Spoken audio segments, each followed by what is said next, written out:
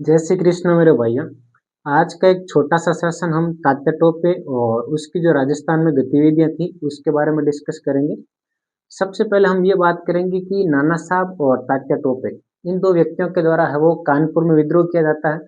इसके बाद है वो हम ये भी पढ़ते हैं कि कानपुर में कॉलिन कैंपबेल के नेतृत्व में है वो विद्रोहियों का दमन किया जाता है। उसके बाद तात्या टोपे है वो राजस्थान की ओर रुख करते हैं, यानी कि 22 जून 1858 को चार्ल्स नेपियर और तात्या टोपे इन दो व्यक्तियों के बीच एक युद्ध होता है अलीपुर के निकट। और इसके बाद है वो तात्या टोपे राजस्थान के राजाओं से सहायता मांगने के लिए है वो राजस्थान आता है। और तात्या टोपे के अगर हम मुख्य सहयोगी की बात करें तो बांदा का नवाब जो रहीम अली था वो तात्या टोपे के साथ राजस्थान आता है। यानी कि यहाँ से एक फैक्ट ये आ सकता है कि तात्या टोपे का सहयोगी बांदा का नवाब रहीम अली था, तो ये जो सेंटेंस है वो सही होगा। इसके बाद तात्या टोपे राजस्थान में जयपुर और हड़ौती इन दो रियासतों को है वो अपने दूत भेजता है और इनसे सहायता की डिमांड करता है। लेकिन जब इसे पता चला कि जनरल रॉबर्ट्स के नेतृत्व में एक अंग्रेजी सेना इससे पहले है वो जयपुर पहुंच चुकी है, तो इसके बाद तात्या टोपे टोंक की ओर मुड़ते हैं। और जब ये बात है वो टोंक के नवाब वजीरुद्दौला को पता चलती है, तो वजीरुद्दौला ने है वो तात्या टोपे का दमन करने के लिए एक सेना भेजी। लेकिन जो भारतीय सेना थी वो तात्या टोपे के साथ मिल जाती है और इसके बाद है वो उस सेना के द्वारा टोंक पर अधिकार कर लिया जाता है। इसके बाद तात्या टोपे है वो बूंदी रियासत की ओर प्रस्थान करता है, लेकिन बूंदी से उसे किसी भी प्रकार की सहायता नहीं मिलती है। इससे पिछले सेशन में हमने ये भी देखा कि ईस्ट इंडिया कंपनी ने बूंदी की जो रियासत थी उसको उदासीन रियासत भी बताया था। हालांकि इसने नीमच में है वो विद्रोह का दमन करने के लिए सहायता की थी, लेकिन ईस्ट इंडिया कंपनी ने कहा कि बूंदी रियासत के द्वारा इतने बड़े स्तर पर है वो इस विद्रोह में भाग नहीं लिया गया है। उसके बाद तात्या टोपे मेवाड़ की ओर प्रस्थान करते हैं और सबसे पहले है वो मांडलगढ़ से मेवाड़ में प्रवेश करता है। उसके बाद जनरल रॉबर्ट्स और तात्या टोपे इन दो व्यक्तियों के बीच है वो कुआड़ा नामक स्थान पर 9 अगस्त 1858 को एक युद्ध होता है और इसमें है वो तात्या टोपे पराजित होते हैं। इसके बाद 13 अगस्त 1858 को रुकमगढ़ के निकट है वो वापस जनरल रॉबर्ट्स और तात्या टोपे के बीच एक संघर्ष होता है। तो आपको एक और फैक्ट याद रखना है कि 9 अगस्त 1858 और 13 अगस्त 1858 को, यानी कि पहले कुवाड़ा नामक स्थान पर और उसके बाद है वो रुकमगढ़ नामक स्थान पर तात्या टोपे और जनरल रॉबर्ट्स इन दो व्यक्तियों के बीच है वो युद्ध होता है और इसमें वो तात्या टोपे पराजित होता है। इसके बाद है वो तात्या टोपे रामपुरा होते हुए जालरापाटन की ओर प्रवेश करता है, यानी कि झालावाड़ में प्रवेश करता है। इस दौरान है वो रामपुरा के निकट ब्रिगेडियर पार्क और मेजर टेलर के द्वारा तात्या टोपे को रास्ता रोकने का प्रयास किया जाता है। यानी कि आरपीसी ये भी सेंटेंस दे सकते हैं कि ब्रिगेडियर पार्क और मेजर टेलर के द्वारा तात्या टोपे का रास्ता रोकने की कोशिश की गई है। इसके बाद तात्या टोपे है वो इंदौर की ओर चला जाता है और इंदौर के बाद है वो बीजापुर में है वो जनरल हैमिल्टन से पराजित होकर पुनः राजस्थान की ओर प्रवेश करता है। यानी कि तात्या टोपे मध्य भारत में हैमिल्टन से पराजित होता है और उसके बाद दूसरी बार वापस है वो राजस्थान में प्रवेश करता है। इस बार तात्या टोपे है वो राजस्थान में है वो बांसवाड़ा से प्रवेश करता है और 9 दिसंबर 1858 को है वो तात्या टोपे के द्वारा राजस्थान में दूसरी बार प्रवेश किया जाता है। इसके बाद तात्या टोपे के द्वारा 11 दिसंबर को है वो बांसवाड़ा पर अधिकार कर लिया जाता है।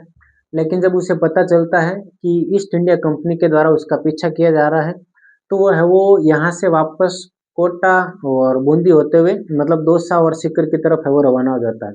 यानी कि आपको ये ध्यान रखना है कि तात्या टोपे के द्वारा टोंक, झालावाड़ और बांसवाड़ा इन 3 रियासतों पर कुछ समय के लिए अधिकार किया था, क्योंकि ईस्ट इंडिया कंपनी की जो सेना थी वो तात्या टोपे का लगातार पीछा कर रही थी, इसलिए तात्या टोपे वो किसी भी एक रियासत पर ज़्यादा समय तक ठहर नहीं सका।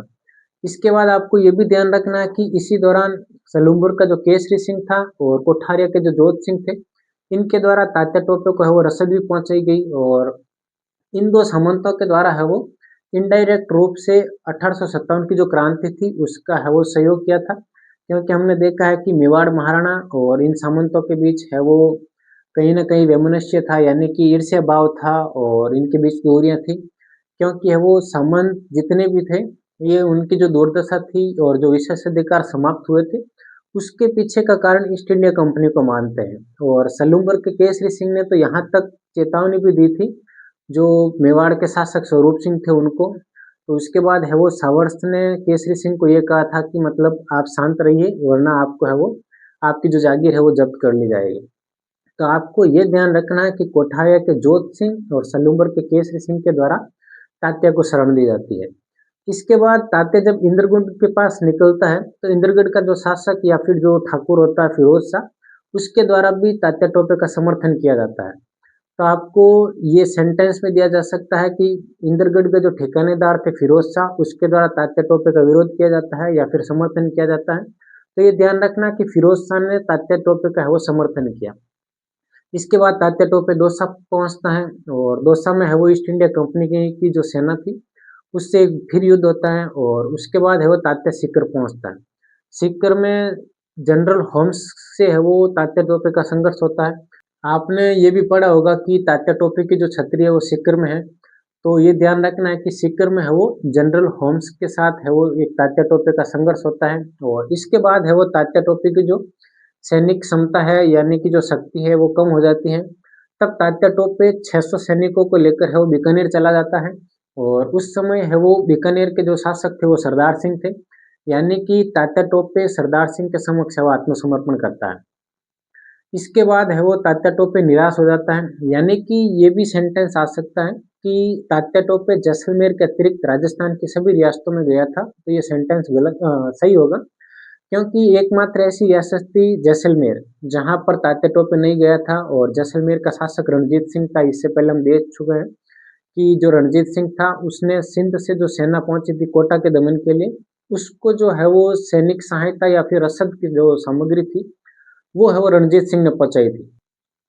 यानी कि बीकानेर के शासक जो सरदार सिंह थे उनके समक्ष है वो तात्या के द्वारा आत्मसमर्पण किया जाता है और फिर यहाँ से भी है वो निराश होकर उसका एक पुराना सहयोगी था नरवर का मान सिंह और नरवर के मान सिंह के पास चला जाता है। इसके बाद 7 अप्रैल 1859 को तात्या टोपे को है वो ईस्ट इंडिया कंपनी को सौंप दिया जाता है।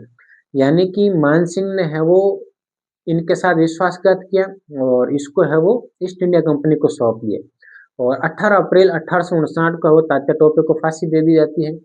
आपको ये ध्यान रखना है कि 7 अप्रैल 1859 को तो तात्या टोपे को है वो सुपुर्द किया गया। 18 अप्रैल 1859 को वो तात्या टोपे को है वो फांसी दे दी गई। कि जब तात्या टोपे को फांसी दी गई थी तो इसकी जो आलोचना है वो मेवाड़ के पॉलिटिकल एजेंट सावर्स के द्वारा की गई थी। मतलब उन्होंने ये कहा था कि मतलब इसका जिम्मेदार कौन है, कि मतलब किस वजह से है वो तात्या टोपे को फांसी दे दी गई है।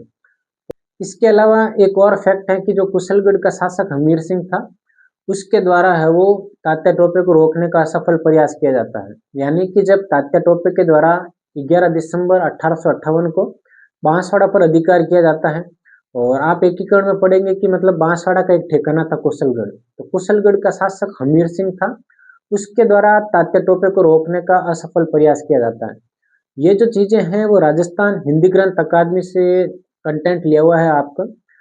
अब जब आरपीसी अपना ट्रेंड चेंज कर रही है और स्पष्ट कह रही है कि मतलब इस जो भी पेपर बनेंगे वो मतलब ढंग के पेपर बनेंगे, अब आपको है वो सिर्फ और सिर्फ फैक्ट पर ध्यान नहीं देना है।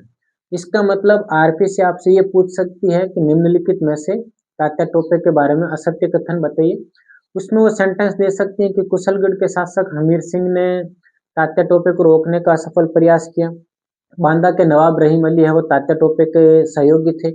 इसके अलावा टोंक, झालावाड़ और बांसवाड़ा पर है वो तात्या टोपे के द्वारा अधिकार किया गया। सीकर में तात्या टोपे का संघर्ष है वो कर्नल होम्स के साथ हुआ था। तात्या टोपे ने बीकानेर के शासक जो सरदार सिंह थे उनके समक्ष आत्मसमर्पण किया है और तात्या टोपे जब मध्य भारत में गया था तो हैमिल्टन के साथ है वो इसका एक संघर्ष होता है। ये जो छोटी छोटी चीजें हैं ये जो है वो एक सेंटेंस बनाकर दी जा सकती है। अगर ये सेशन आपको पसंद आता है तो चैनल को लाइक और सब्सक्राइब जरूर करें और अपने दोस्तों के साथ भी शेयर करें, क्योंकि मैं है वो जो पूरा राजस्थान हिंदी ग्रंथ अकादमी का जो कंटेंट है वो है वो डिस्कस करवा रहा हूँ। तो अगर आपको लगता है कि ये आपके लिए हेल्पफुल है तो चैनल को लाइक और सब्सक्राइब जरूर करें, क्योंकि ये फिर ये जो चीज़ है वो मेरे लिए मोटिवेशन का काम करेगी।